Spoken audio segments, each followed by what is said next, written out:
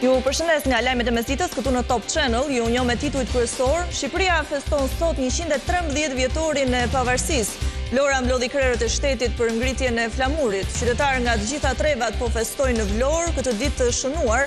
Aktivitetet të shumta do të mbahen edhe në qytetet e tjera. Në Kosovë sot ka dy festa, përkujtohet pavarësia e Shqipërisë dhe ditëlindja e heroit Adem Jashari. Albin Kurti, që mungoi në ceremoninë e Vlorës, uroi që Shqipëria dhe Kosova të shkojnë drejt nëntorit të tretë, duke ju referuar Bashkimit Evropian. Në emër të Shteteve të Bashkuara të Amerikës, sekretari i shtetit Marco Rubio i përsolli Shqipërisë urimet për 113 vjetorin e pavarësisë. Alianca jonë në NATO është themeli mbrojtjes së ndërsjellët. Mirëpresim investime në rritje të Shqipërisë në sigurinë tonë kolektive, thuhet në mesazhin e urimit. Sulmi ndaj anëtarëve të gardës kombëtare në Washington do të ketë pasoja për të gjithë emigrantët. Trump paralajmëroi të ndalojë emigrimin nga bota e tretë dhe të rishqyrtojë green card-at të dhëna deri më tani.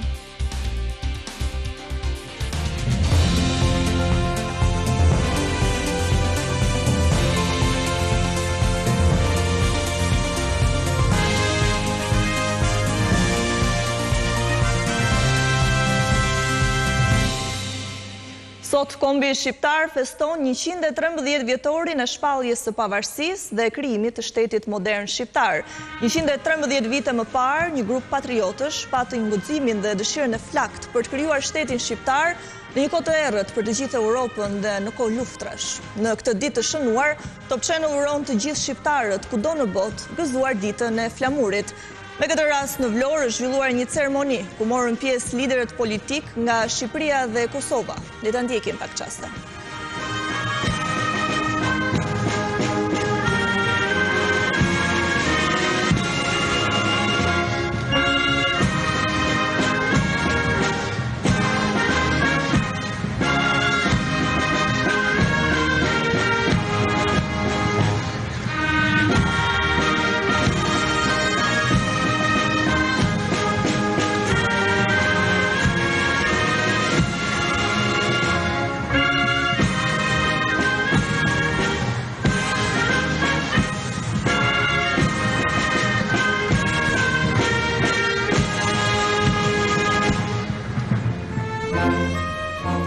Vlora sot është epiqendra e festimeve të ditës së pavarësisë, festime që po zhvillohen në fakt në të gjithë Shqipërinë, por edhe në Kosovë. Në Vlorë ishin të pranishëm në këtë ceremoni presidenti Bajram Begaj, kryetari i kuvendit Niko Peleshi, kryeministri Edi Rama dhe ndryshe nga vitet e tjera kur krah tij ishte edhe Albin Kurti, kryeministri i Kosovës. Këtë herë Kosova u përfaqësua me presidenten Vjosa Osmani.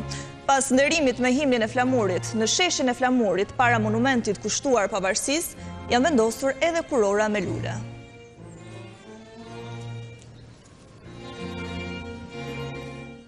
Ne do të lidhemi direkt në këto momente me kolegun Mikel Marsi, që po ndjek aktivitetet me rastin e pavarësisë. Mikel, të përshëndes. Si vijon agjenda e festës së flamurit? Dorë të përshëndes, duke përfituar nga rasti, i uroj gjithë shqiptarëve kudo që janë gëzuar 113 vjetorin e shpalljes të pavarësisë. Në fakt, ditën e sotme aktivitetet kanë nisur rreth orës 9 paradites, pikërisht në shtëpinë muze ku janë bërë vizita nga qytetarë të ndryshëm, ku më pas ceremonia e ngritjes së flamurit dhe pikërisht në sheshin e flamurit ku ndodhemi aktualisht, ka mbritur presidenti i Republikës Bajram Begaj, i shoqëruar nga kreu kuvendit Niko Peleshi, kryeministri Edi Rama, por edhe presidentja e Republikës së Kosovës Vjosa Osmani. Në orën 10 fiks është ngritur edhe flamuri pikërisht në Shtizën, ku para 113 vitesh plaku Ismail Qemali ka ngritur flamurin e pavarësisë për gjithë shqiptarët. Pas ceremonisë së ngritjes së flamurit, presidenti i Republikës së bashku me kryeministrin Edi Rama, Niko Peleshin, por edhe presidenten e Kosovës Vjosa Osmani janë drejtuar në varin e Ismail Qemalit, ku kanë vendosur buxheta dhe kurora me lule, duke nderuar edhe veprën e tij. Më pas aktivitetet kanë vijuar në fakt gjatë daljes nga omazhet e varit Ismail Qemalit, presidenti Begaj së bashku me kryeministrin Edi Rama dhe Niko Peleshin kanë përshëndetur qytetarët që të gjithë që këtë moment pra kanë qenë të shumë duke marrë shkak se ka pasur edhe qytetar nga Kosova, nga Malizi, por edhe nga Maqedonia e Veriut, të cilët kanë qenë prezent dhe kanë përshëndetur presidentin, kryeministrin apo edhe presidenten e Kosovës. Më pas aktivitetin ka vjuar pikërisht në sheshin e Flamurit, ku ndodhemi aktualisht, kanë qenë në trevat e ndryshme që nga Kosova, Maqedonia e Veriut, por edhe Malizi, ku të rinë kanë performuar në sheshin e Flamurit, dhe më pas për një parat të gjatë që nga kjo zonë ku ndodhemi aktualisht deri në zonën e Skelës, ku kanë bërë një parat të gjithë qytetarët, por edhe ata që kanë ardhur nga Kosova apo dhe nga Maqedonia. Më pas kryeministri Edi Rama së bashku me presidentin Begaj kanë konsumuar një kafe në zonën e ujit të ftohtë dhe më pas janë larguar. Ndërkohë që në orët në vijim priten aktivitete të shumta, duke e përmbyllur me një mbrëmje gala e cila do të organizohet në zonën e Skelës dhe më pas dita e nesme do të jetë edhe 29 nëntori, ku do të vendosen dhe omazhe pranë varrezat e dëshmorëve të qytetit të Vlorës. Të falenderoj Miguel Marsin që na përcolli të gjithë këto detaje për sa i përket ceremonisë që është mbajtur gjatë ditës së sotme në Vlorë. Sa ka qindra e qytetarë nga Kosova e Presheve janë nisur që në orët e mëngjesit nga pika e kalimit në Morin për të qenë në Vlorë sot për festën e Flamurit. Qindra qytetarë nga Kosova kanë zgjedhur Shqipërinë për të kaluar festat kombëtare, të ardhur me mjete private, por edhe të organizuar në grupe të mëdha. Shumica prej tyre kanë kaluar në përpikën kufitare të Morinit, e cila sot ka shënuar fluks të lartë udhëtarësh. Qyteti më i preferuar për të festuar mbetet Vlora, por udhëtarët thonë se do të vizitojnë edhe qytete të tjera bregdetare dhe historike të vendit. Qyteti i Voshtrisë, Mitrovicës, po gjithandej kem gësuar nga gjitha qytetet e Kosovës, jem të shkuar në drejtim të Vlorës, edhe me këtë rast ju uroj festën gjithë shqiptarëve anë kënd botës kudës janë. Është traditë e jonja, sidomos në kolektivin të cilin i kam taku dhe tani jem pensionist në shkollën Shtyven Gjeçovi, s'ka vit që nuk vim për 28 nëntor, do të shkojmë në Durrës, do të shkojmë në Vlorë, në Berat, në qytetin më të shajtë se popullit shqiptar po ashtu. Shumë e rëndësishme, kjo ngërthen vete disa festa dhe ne për ata përshkojmë me festu bashkë me vëllezërit tanë. Sot është 28 nëntori, dita e ushtrisë kombëtare të Kosovës, ditëlindja e Ademja Shojt edhe festa e flamurit tonë kombëtar. Urime gjithë shqiptarëve, urime në emër gjithë udhëtarëve që jemi bashkërisht këtu. Urime. Vetëm gjatë 24 orëve të fundit në pikën kufitare të Morinit janë futur 64 autobus, ndërsa në total kanë hyrë 17.708 ditën e shtetas me 4.650 një automjeti. Autoritetet kufitare thonë se fluksi është i pritshëm për arsye të festave dhe se menaxhimi po kryhet pa vonesa. Për të përballuar numrin e madh të hyrjeve dhe daljeve në Morin, janë vënë në funksion 10 sportele, si në hyrje ashtu edhe në dalje, duke bërë të zbatueshme marrëveshjen e lëvizjes së lirë mes dy vendeve. Në Kosovë, 28 nëntori përkon me dy festa, atë të pavarësisë së Shqipërisë, por edhe ditëlindjen e Adem Jasharit. Do të lidhemi në këto momente me Leonita Bajramin, e cila ndodhet në Përkaz. Leonita, të përshëndes, kush po e përkujton sot komandantin legjendar të UÇK-s?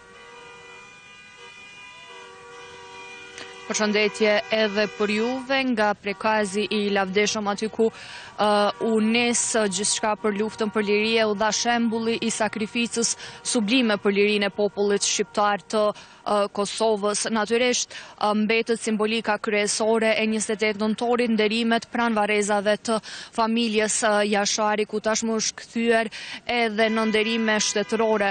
Pjesë e këtij aktiviteti ishte kryetari i Kuvendit të Kosovës, Dimal Basha, i cili tha se festat e 28 nëntorit është festë e shenjtë për gjithë shqiptarët, duke bërë thirrje kështu edhe për bashkim. Krati ishte zëvendës kryeministri i parë i Kosovës në detyrë Besnik Bislimi. Duhet theksohet se edhe në këto aktivitete ka munguar kryeministri në detyrë Albin Kurti. Pas Prekazit, nderime shtetërore janë zhvendosur edhe në Boletin të Zveçanit, ku ka pasur homazhe pranë varrit të Isa Boletinit. Në anën tjetër janë qytetarë të shumtë të cilët janë mbledhur pikërisht këtu në Prekaz, ku krahas të njëjtët kanë bërë edhe nderime pranë familjes varreve të familjes Jashari, e po ashtu kanë vizituar edhe kullat e Qëndresës, aty ku u dha shembulli kryesor i rezistencës e sakrificës për lirinë e popullit të Kosovës. Krahas kësaj në vendin tonë për ditës së flamurit, e po ashtu ditëlindjes së komandantit legjendar Adem Jashari, festohet dhe shënohet edhe dita e daljes publike të ushtrisë çlirimtare të Kosovës, që padyshim përbën një pikë kthese në luftën për liri. Pa marrë parasysh kësaj, jo vetëm në Prekaz, në gjithë komunat e Kosovës janë organizuar aktivitete që shënojnë ditën e flamurit, e po ashtu ndërojnë të gjithë të rënët për lirinë e vendit. Të falenderoj Leonita Berami që ishim së bashku në këtë lidhje të drejt për drejt nga Prekazi. Kryeministri në detyr i Kosovës, Albin Kurti, përmes një postimi të gjatë, thotë se tani Shqipëria dhe Kosova duhet të punojnë me përkushtim që të jenë pjesë e Bashkimit Evropian. Aderimin në familjen e madhe europiane, Kurti e cilëson si nëntorin e tretë. Nuk dihet të ketë një tjetër kom në botë, fati i të cilit të jetë ndërthurur kaq pasgjithshmërisht me një datë të caktuar, ashtu siç gërshetohet data 28 nëntor me fatin e kombit ton. Kryeministri në detyr i Kosovës, Albin Kurti, postoi në Facebook një urim të gjatë për shqiptarët në këtë ditë të veçantë për ta. Kjo ditë e 28 e muajit të 11 ishte vërtet një aksident historik i vitit 1443, por një aksident i tillë i përsëritur me kaq ngulm përgjatë historisë, me do e mos u kthye dhe në një datë të shenjtë të kalendarit ton kombëtar, shkruan ai, duke kujtuar mes të tjera se si në këtë datë mbi kështjellën e kryes u ngrit flamuri kuqezi i kastriotëve, i cili do të kthehej në flamurin ton kombëtar.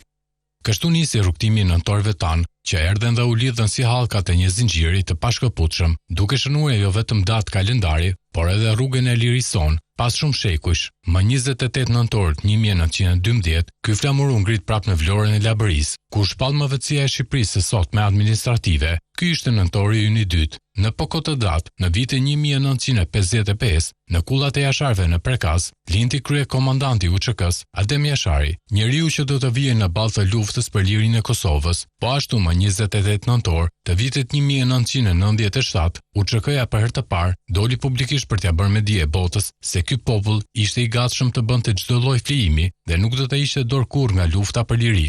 Kurti pohon se të gjitha këto përpjekje, luftra dhe flijimet e detarëve shqiptar ndër shekuj u kurorzuan sot me Shqipërinë e pavarur dhe me Kosovën e pavarur. Si kombe europian, syt ne i kemi të kthyer nga e ardhmja, drejt një nëntori të tretë, i cili duhet të vijë përmes përpjekjeve tona, punës dhe përkushtimit ton të vazhdueshëm, vijon mesazhi i Kurtit, të cilit i shtohet dhe urimi që kjo ditë të mbërrisë sa më shpejt. Në emër të Shteteve të Bashkuara të Amerikës, sekretari i Shtetit Marco Rubio i përsolli Shqipërisë urimet për 113 vjetorin e pavarësisë. Aleanca jonë në NATO është themeli i mbrojtjes së ndërsjellë. Mirëpresim investimet në rritje të Shqipërisë në sigurinë tonë kolektive, thuhet në mesazhin e urimit. Sekretari amerikan i Shtetit Marco Rubio pati një urim të veçantë për shqiptarët në 113 vjetorin e pavarësisë, duke e kthyer atë edhe në një sinjal të qartë të vlerësimit që administrata Trump ka për bashkëpunimin e ngushtë mes Tiranës dhe Washingtonit. Kreu i diplomacisë amerikane kujtoi në mesazhin e postuar në faqen zyrtare të Dashit se sa e fortë është lidhja mes dy kombeve tona. Në emër të Shteteve të Bashkuara të Amerikës dua të uroj popullin e Shqipërisë teksa festoni ditën e pavarësisë. Shtetet e Bashkuara dhe Shqipëria gëzojnë një partneritet të fortë, të ndërtuar mbi një angazhim të përbashkët për një të ardhme më të sigurt dhe më të begatë, thuhet në mesazhin e tij. Aleanca jonë e NATO-s është gurthemeli i mbrojtjes sonë dhe ne i mirëpresim investimet në rritje të Shqipërisë tek siguria jonë kolektive. Përpos kësaj, partneriteti ynë me zbatimin e ligjit në Shqipëri i bën edhe më të sigurt qytetarët tanë, teksa përballemi me kërcënimet e paraqitura nga grupet kriminale transnacionale, kartelet të trafikut të drogës dhe ata që bashkëpunojnë me to. Ne gjithashtu e vlerësojmë bashkëpunimin tonë të ngushtë në zgjidhjen e kërcënimeve kibernetike dhe e përgëzojmë Shqipërinë për hapat e saj të rëndësishëm në sigurinë kibernetike.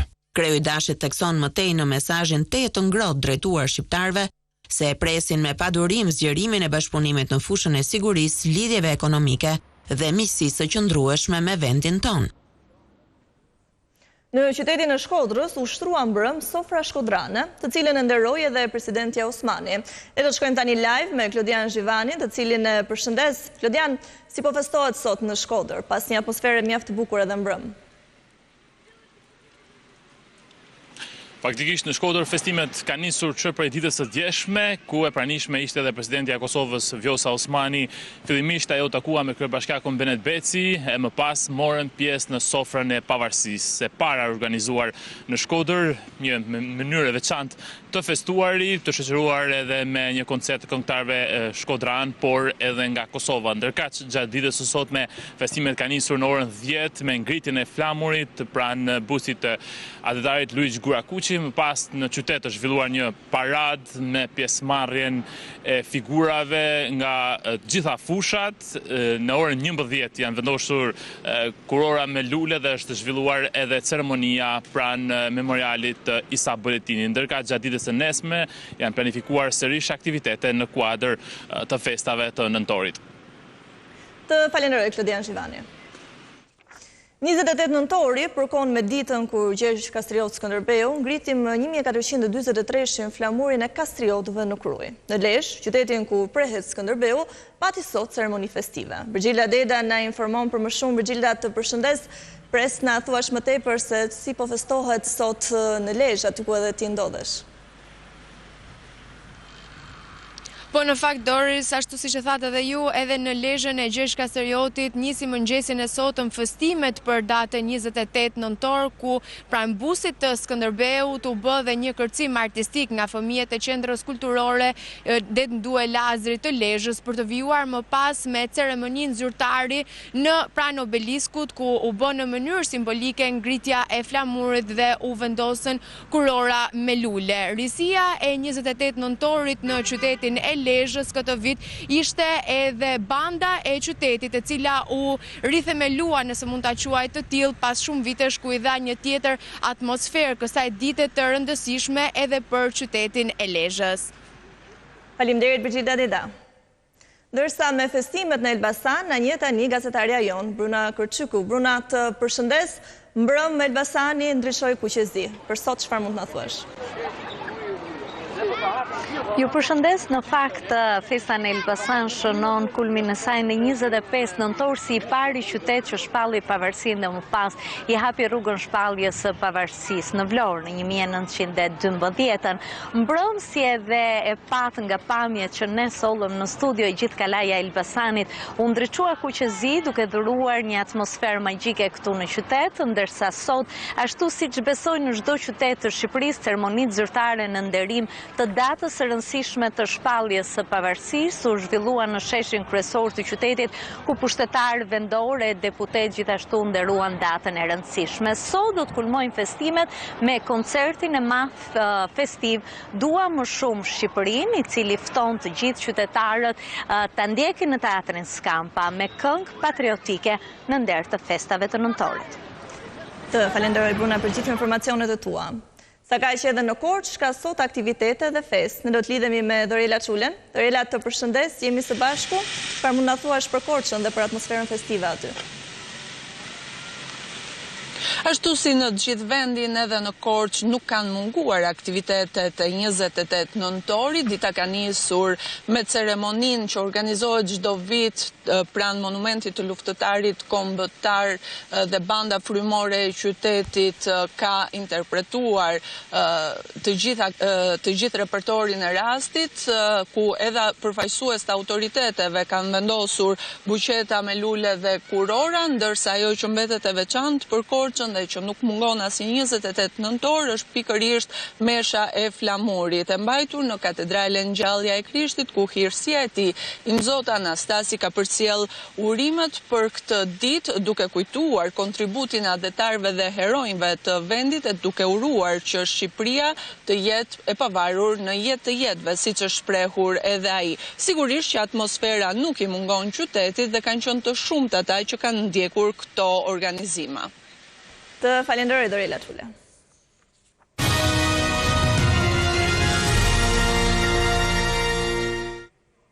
Inspektorët e AZHBR-s dhe drejtorisë së bujqësisë në Korçë janë pezulluar pasi dyshohet se kanë manipuluar numrin e baktive për të përfituar paratë e skemës kombëtare, të cilat duhet u shkonin fermerëve. Hetimet vijojnë nga policia dhe prokuroria, ndërsa të dyshuarit kanë marrë masën e detyrimit të paraqitjes. Korrupsioni në Agjencinë për Zhvillimin Bujqësor dhe Rural vijon të ngresh shqetësime serioze duke abuzuar me fondet që qeveria shqiptare ka vënë në funksion të fermerëve të ndershëm. Kësaj here, 9 inspektor të AZHBR-s dhe drejtorisë së bujqësisë kanë abuzuar me fondet e skemës kombëtare. Për këtë arsye, togat e zeza të gjykatës Rrethit Korç kanë caktuar masat e sigurimit personal, pezullimi ushtrimit të një detyre apo funksioni publik për të 9 punonjësit e bujqësisë. Pas denoncimeve të fermerëve, drejtoria e policisë së bashku me prokurorinë e Korçës nisën hetimet. Top Channel mëson se inspektorët e terrenit, para se të shpallin fitues fermerë në mënyrë artificiale, rrisin numrin e matrikujve të gjës së gjallë, ku paratë e matrikujve pa kafsh i përfitonin vetë inspektorët që duhet të bëshin verifikime në ferma. Gjatë hetimeve, gjithashtu dokumentua se disa nga inspektorët nuk kryenin kontrollin në terren për gjendjen faktike të kafshëve, ndërsa dyshohet se kanë përfituar në mënyrë korruptive, shuma që varionin nga 10 deri në 50.000 lekë të reja për çdo aplikim, me qëllim kualifikimin e padrejtë të fermerëve për subvencione.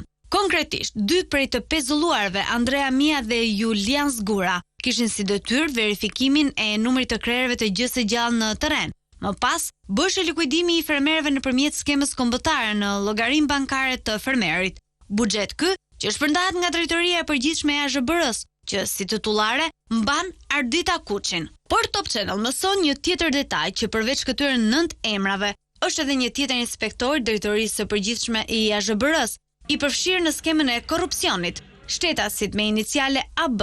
Një ditë më parë nuk i është komunikuar masa, pasi ky i fundit fiku telefonin sapo mësoi fatin e kolegeve të tij, por ky veprim nuk është bën vendimin e gjykatës së Korçës. Kjo nuk është hera parë që drejtoria e AZHBR-s përfshihet në skandale korrupsioni, ku paratë e njerëzve të tokës shkojnë tek personat që janë larg bujqësisë, por afër me drejtuesit.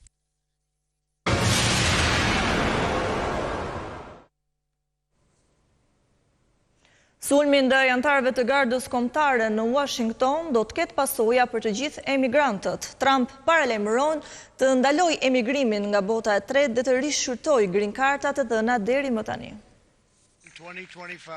Donald Trump deklaroi se do të ndërpres një herë përgjithmonë emigracionin në SBA nga të gjitha vendet e botës së tretë. Presidenti amerikan shkroi në një postim në Truth Social se vendimi i tij do të lejojë që sistemi amerikan të rikuperohet plotësisht nga politikat e emigracionit që kanë ngërryer fitimet dhe kushtet e jetesës së shumë amerikanëve.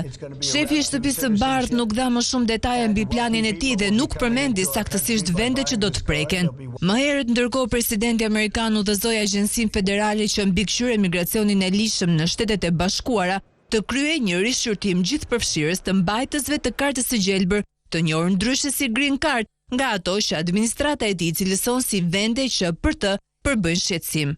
Me udhëzimin e presidentit kam urdhëruar një rishqyrtim të plotë dhe rigoros të çdo karte të gjelbër për çdo të huaj nga çdo vend shqetësues, deklaroi drejtori i kësaj agjencie Joseph Edlow, i cili insistoi se mbrojtja e Shteteve të Bashkuara mbetet parësore dhe se populli amerikan nuk ka përse paguan kostot e politikave të pamatura të zhvendosjes së administratës së mëparshme. I pyetur për detaje se cilat vende konsiderohen shqetësuese, Edlow tregoi deklaratën presidenciale të muajit qershor, e cila listonte 19 vende të konsideruara si problematike në këtë drejtim, përfshirë Afganistanin, Haitin, Iranin dhe Venezuelën. Njoftimi i agjencisë vjen një ditë pasi 2 anëtar të gardës kombëtare u qelluan pranë shtëpisë së bardhë. Sara Beckstrom, 20 vjeç, vdiq nga plagët e marra, ndërsa një 24 vjeçar mbeti shtruar në spital në gjendje kritike. Prokurorët federal thanë se autori dyshuar, një shtetas afgan që dikur ndihmonte forcat amerikane, u rivendos në SBA në kuadër të një programi të quajtur Operacioni Mirë se vini nga aleatët gjatë administratës Biden, pas tërheqjes së SBA-s nga Afganistani në 2021. Antarja e gardës kombëtare, plagosur ditë më parë në një sulm afër shtëpisë së bardhë në Washington, ka ndërruar jetë. Në gjendje të rëndë është edhe antari tjetër, ndërsa agresori afgan rrezikon 15 vite burg. Ka ndruar jetë një nga 2 antarët e gardës kombëtare në Washington që u qelluan të mërkurën pranë shtëpisë së bardhë. Sara Beckstrom ishte vetëm 20 vjeç. Antari tjetër i gardës, 24 vjeçari Andrew Wolf, po lufton për jetën, deklaroi presidenti Donald Trump. Sara u sulmua egërsisht dhe tani ka ndruar jetë, ishte mesazhi i tij për 20 vjeçaren që shërbente në gardën kombëtare të Virginias Perëndimore. Beckstrom dhe Wolf ishin duke patrulluar pranë një stacioni metroje jo shumë larg shtëpisë së bardhë kur u sulmuan me armë zjarri. Ndihmës shefi i policisë në Washington, Jeffrey Carroll, tha se i vetmi i dyshuar për të shtënat, një 29 vjeçar afgan, u neutralizua nga anëtarë të tjerë të gardës, u arrestua dhe u dërgua në spital për trajtim mjekësor. I dyshuari ka përdorur një pistolet gjatë sulmit dhe përballet me një dënim prej 15 vitesh heqje lirie. Ende nuk është i qartë motivi i sulmit, të cilin vet Trumpi e përshkroi si akt të pastër terrori. Më shumë se 2000 trupa kanë ruajtur kryeqytetin e SBA-s që nga gushti, kur presidenti filloi të vendoste ushtarë nëpër qytete për të luftuar atë që e quajti një krim jashtë kontrollit. Beckstrom dhe Wolf ishin në mesin e gardistëve të dislokuar në muajin gusht, e konfirmuar kjo nga garda kombëtare Virginias Perëndimore për BBC News.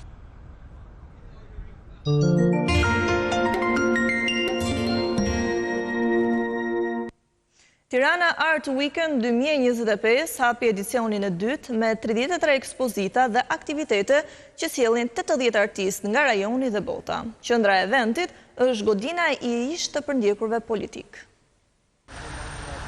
Tirana Art Weekend çeli edicionin e dytë me një program të gjerë ekspozitash dhe aktivitetesh nga artistët bashkohor të artit pamor. Ky event që zgjat deri në 30 nëntor përfshin 33 ekspozita dhe aktivitete me 80 artistë nga Shqipëria, Kosova dhe e bota. Ky rrjet i gjerë përfshin institucionet pavarura, organizata me histori të ndryshme, të cilat krijojnë së bashku një pamje të qartë të asaj që përbën sot skena artistike e artit bashkëkohor në Shqipëri edhe jo vetëm. Qendra e këtij edicionit është Instituti i Integrimit të ish të përndjekurve politik, një hapësirë e ngarkuar me histori, e cila këtë vit për herë të dytë bëhet strep për iniciativa që zakonisht nuk kanë një bazë të përhershme në Tiranë.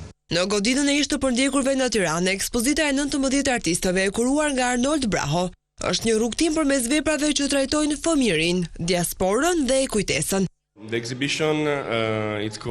Ekspozita quhet Rivënia në skenë e një fabule. Kjo është dhoma e parë ku paraqita punën e Xhanfize Kekos, regjizore së njohur, te filmat e së cilës kishte një lloj lirie pavarësisht ideologjisë së kohës. Zgjodha kur xhirohej një film për publikun. Në një ambient tjetër, xhambarçët ngrihen mbi mure dhe dysheme, teksa disa objekte të vjetra ngjallin kurreshtin e vizitorëve. Ekspozita përfaqëson shumë gjenerata të ndryshme artistësh. Ky është një instalacion specifik, shumë personal e autobiografik. Aq sa disa element vijnë nga dhoma e gjumit e autorit. Madje këto bim vijnë nga fshati i tij, i ka mbledhur nëpër male.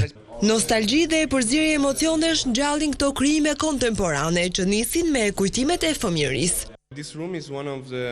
Kjo dhomë është e fundit në këtë vend, në këtë hapësirë, dhe këtu kemi paraqitur 3 artistë. Kemi këto poezi që flasin për transformimin e qytetit, janë edhe këto rosat që duket sikur janë qelluar. Ato vijnë nga një imazh, një foto e peshqirit të fëmijërisë. Ndërkohë nga sot, Minus Art Space mirëpret ardashësit në ekspozitën The Full Budallaj, një udhëtim për të kuptuar më thellë përvojën njerëzore.